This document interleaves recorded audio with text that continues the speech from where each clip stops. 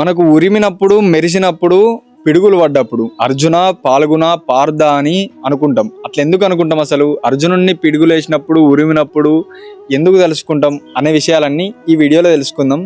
Last వరకు చూడండి, చాలా ఇంట్రెస్టింగ్ ఉంటుంది, స్కిప్ చేయకండి.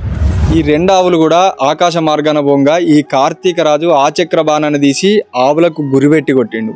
గురిపెట్టి కొట్టంగానే ఆవులు ముందట పోతున్నాయి, ఈ ఆచక్ర బాణం దాన్ని వెంబడించుకుంటే వెనకాల వస్తున్నది. ఈ ఆవులు పోయే సంగతి, ఈ ఆచక్ర బాణం పోయే సంగతి, అదే ఆకాశంలో పోతున్నటువంటి రథం మీద పోతున్నటువంటి అర్జునుడు, రథసారథి శ్రీకృష్ణుడు, వాళ్ళు ఆకాశ మార్గాన వెళ్తున్నప్పుడు ఆ ఆచక్ర బాణాన్ని ఈ ఆవులను కనలేస్తారు. అరరే, ఎవడో పాపాత్ముడు ఆవులను చంపడానికి ఆచక్ర బాణాన్ని వేసిండని ఈ అర్జునుడు చూసి ఆ వచ్చేటి బాణాన్ని తన రెండు చేతులతోనే ఆబడతాడు. రెండు చేతులతోని ఆబట్టి తను వెళ్తున్నటువంటి ఆ రథానికి, ఆ రథం యొక్క గీరకున్న శీలను ఉడవికి ఈ ఆచక్ర బాణాన్ని శీలెక్కేస్తాడు. శీలెక్క వేసినప్పుడు ఆచక్ర బాణం నుంచి వెళ్ళి కొద్దిగంత జారి కింద పడితే అది మెరుపై పుట్టింది, ఉరుమై పుట్టింది, పిడుగై పుట్టింది.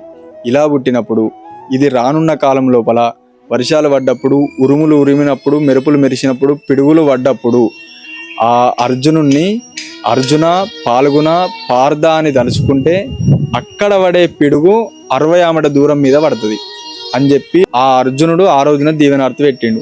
అందుకోసమే ఉరిమినప్పుడు మెరిసినప్పుడు పిడుగులు పడ్డప్పుడు అర్జున పాల్గొన పార్థ అని తలుచుకుంటారు. ఇది మీకు మీలో ఎంతమందికి తెలుసో, మీ సైడ్ కూడా మీరేమన్నా అనుకుంటారా? ఇట్లనే ఉరిమినప్పుడు అర్జున అని అనుకుంటారా, అనుకోరా?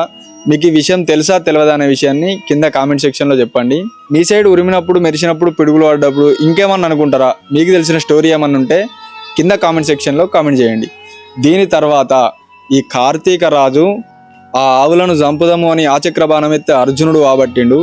ఇక వీటి సంగతి ఇట్లా కాదు అని తన చేతిలో ఉన్న రెండవ బాణమైన భూచక్ర బాణాన్ని తీసి ఆవులకు గురిపెట్టి కొడతాడు. మరి దీని తర్వాత ఆవులు మరణించినాయా, దీని తర్వాత ఏం జరిగింది అనే విషయాన్ని నెక్స్ట్ వీడియోలో చూద్దాం. జై రేణుకా ఎల్లమ్మ.